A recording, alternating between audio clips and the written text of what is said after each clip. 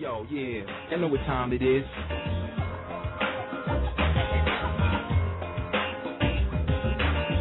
It's like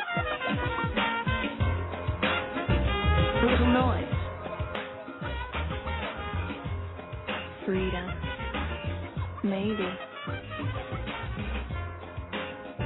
Believe my vision.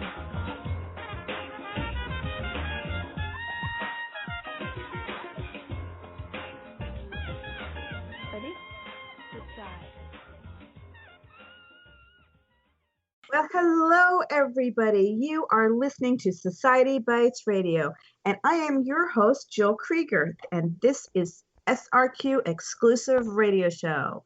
So who are we? We are a group of networking people that we are seat exclusive, and we pride ourselves in bringing together professionals who are passionate about helping local businesses prosper from making connections with other businesses and their ideal clients, both locally and nationwide. And today I'm very excited to bring you Ryan HUTZEL from DOLPHIN AIR.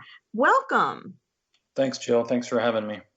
Thanks so much for coming aboard. And I just want to go a little bit background. Just let us know who DOLPHIN AIR is and who you are. You know, what do you bring to the table? So just a little bit about how long you've been with them and what's going on. Okay, so yeah, as you said, my name's Ryan HUTZEL. I'm currently the service manager with DOLPHIN AIR. I have been with DOLPHIN AIR for a little over a year. And DOLPHIN AIR as a company has been in business since around 1984. So quite a bit of time. That's awesome. You know, in our standards here in Sarasota, that's pretty darn good that you have that longevity. Yeah, you're right. Because there's a lot of companies that pop up and disappear after a couple years, and yeah, you want to make sure you got a company that's got some tenure, that's been around, and is going to be there to support you in the future. Yeah, absolutely. I mean, when you install a unit, you don't want to have to be looking for somebody else to fix somebody else's problem. Yes, definitely. So let's dive in there. So what is it that people should really be looking for when they are first looking to hire a company like you? Let's say for a new install. I'm assuming you guys do new installs and you're fixing, correct? Yes. Yeah, we do both installation and service. So first thing is you want to make sure that the business that you're dealing with is properly licensed in the state of Florida. There's a lot of horror stories you hear out there of, unlicensed contractors and things like that. So first thing you want to do is you can go on the state of Florida's website. You can do contractor search, make sure the company is in fact a licensed contractor. Secondly, you want to make sure that they're insured. God forbid they do some kind of damage in your home. You want to make sure that the company you're dealing with is actually insured. So that's really the two main things. Other than that, yeah, make sure that they've been around for a while. They're not a new company, and then they're going to be there in the future to support you. Awesome. And I guess you could also look up, I guess, their accreditations or whatever. We love Google, right? Everybody loves. Yeah. And so why don't we start with maintenance? Because unless you need a new one. Let's just start with maintenance. What is it? Is there a general rule of thumb of what people should be looking for when they're maintaining their units to keep it at optimum? Now that we are right now in the middle of our hot season, especially. Yeah, so what we recommend here in this part of the country is that you have your AC unit serviced at least twice per year. We like to do the first one in the spring, before you have the heavy load on your air conditioner for, the 80 and 90 degree temperatures. And then we like to do the second one in the fall, right before you may potentially need to run your heat for a day or so. We like to check, both the heating and the cooling. Yes, I like you said that for a day or two. It doesn't happen very often here in Florida. And what happens during these inspections that you're servicing? Are there key things that a company should be doing that as a consumer, I should be going, okay, have you done these things to my unit and what has been looked at? Yeah, so there's a few different things. Mainly, we want to first do a safety inspection. So we're looking at um, your AC unit outside. We're looking at your air handler inside. We're doing a inspection of the ductwork up in the attic. We're looking for any signs of any kind of safety issues. Even if it's not involving the air conditioning equipment. If we see wires twisted together in the attic, laying next to the ductwork, we're looking for things like that. We're going to throw up a red flag and make the homeowner aware.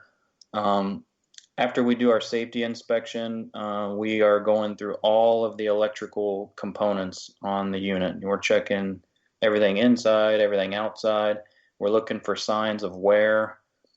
We have testing, and we're looking at parameters and making sure that everything is falling within the parameters that the manufacturer recommends. Lastly, we are doing our actual maintenance portion. So we are cleaning the outside air conditioner. We are waxing that unit when we're complete. We are cleaning the coil on the indoor unit, the evaporator coil. We're cleaning that. We're running sanitizer through the coil to kill any kind of growth or anything that would, start in the pan in there. And then we also change the air filter, and that just, makes the air flowing through the house a little bit healthier to breathe. And clean the unit, wax it, polish it all up, make it look new again. And then we go through any kind of findings that we found that weren't within the parameters that the manufacturer recommends. We would take those to the homeowner, make them aware of that, and then, at that point they have an option to, either take a chance and continue running it, or we can go ahead and make those corrections ahead of time so that they don't have an issue. Excellent, excellent. And so there's a couple of things that you mentioned I want to dive in a little further, that we've all heard, at least I have, that you need to change that filter monthly. Is that true, or can we wait for you? I know my unit is up in my attic, so for me to get up there, it's kind of impossible. So what is the recommendation on that? Yeah, so there's a lot of different opinions on this topic. We could probably have a whole show just on filtration. But generally, I like to tell people quarterly. Now, there's an if or a kind of an asterisk next to that. It all depends, and there's a lot of different factors. How clean the house is, if there's pets involved, how tightly sealed the home is. Because I usually recommend monthly, at least pull the filter and inspect it. If you can visibly tell generally if there's dust, and if it's dirty, it'll be discolored. If after a month it still looks like new, check it again in another month. But I wouldn't go any more than 3 months between filter changes. Now, if you have pets, a lot of pet hair gets in the air and it gets sucked in the return grills, and it can mat up on the evaporator coil. Which could cause issues with efficiency. So we like to tell people, if you have pets, especially long hair pets, change your filter every month. Good information. And then you mentioned something else, air quality. And that's huge here, considering I know we have a lot of mold because of our humidity. What is it that I know there's a lot of different technologies out there for the quality of the air. Do you guys do any of those type things? Yeah, we do. We have multiple different air quality options, things as simple as just a better filter. A typical filter on your AC unit is going to be a 1-inch filter. We can install a 4 or 5-inch filter box, which is a lot better filtration of the air that's flowing through your house. That'll help reduce a lot of those smaller micron-sized particles. The other thing we offer is we have a device that's called an APCO, and it's actually an air purifier. It has a ultraviolet light. It's coupled with a charcoal filter, and there's a chemical reaction that takes place between the UV and the charcoal that actually sanitizes your ductwork, seeks out and destroys mold, mildew, viruses, allergens, things like that. So it'll make the air in your home much healthier. How would it make it smell better too, or smell different? Yeah. Would you smell anything from the charcoal and the UV? I mean, you're saying that the charcoal would, so would you ever get like a different type of odor in the house, or? No, actually, this unit does not produce ozone. So some other air purifiers produce ozone, and you can get kind of like an electronic type smell. You know, it smells like some kind of electronic burning or something. Huh? This unit does not produce any ozone. There's been studies, with the effects of ozone, and they haven't fully figured out, whether or not it's good or bad or anything like that. So this unit that we utilize does not produce ozone. You won't necessarily get a smell out of the unit, but what it will do is the charcoal filter does eliminate odors. So like if you are cooking in the house and say you're cooking fish or something like that, the odor from the cooking will be eliminated from your house much faster than it would just naturally, because as the air conditioning unit runs, it's pulling those cooking odors into your return, and it's going past this APCO unit, and that is actually filtering out the odors as well. Wow, that is awesome. How long does that have filters on it? They have to be changed also, or what's the maintenance on that? So the only maintenance involved is the UV lights. They get replaced, the bulb, every 2 years. The unit itself has a lifetime warranty. The charcoal filter has a lifetime warranty. So the charcoal portion of it, the odor eliminating portion of it, there's really no maintenance needed there. The only maintenance is the bulbs, which is what facilitates the chemical reaction that takes place. Wow, sounds like every house in Florida should want one of those. Yeah, I have one. I have one on my house. Yeah. A lot of our employees, we've installed them on all of their homes. So yeah, they're a great product. That speaks to what the product is. If the employees and everybody want to have that product, you would want that too, as a consumer. So, are there other things that we should be looking for? Let's say I'm in between my maintenance and that might trigger that, but you know what, maybe something else is going wrong, other than obviously if it stops working.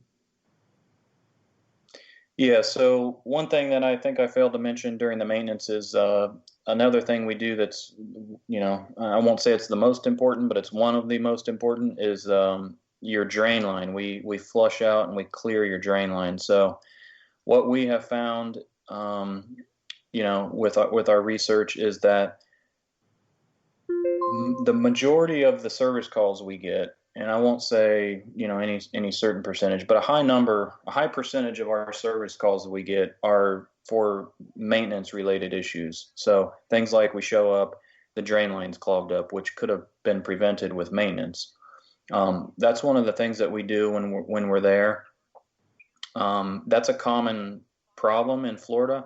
Your air conditioning quits working, or the house is getting a little bit warm because the drain line is getting a little bit stopped up, and we show up and we clear the drain line, which is something, like I said, that we could have been prevented had we done it during maintenance. But that's an important thing that you want to make sure that any contractor that you hire is doing when they service your AC unit. So in addition to all the other items that we went through, one of the most important is going to be to clear and flush that condensate drain line. Yes, I have had those back up on me. So having a maintenance contract sounds like it's a must to keep your system in good working order. Yes, that's very important. We offer maintenance contracts where we come out semi-annually. We do everything that was mentioned previously on our maintenance. There's also, a few extra features for being a maintenance member with us. Things like if you have a service call, if say you have a service issue, if you have a maintenance contract with us, you don't pay a service call. Where somebody else that doesn't have a maintenance plan, we may have to charge just to show up and diagnose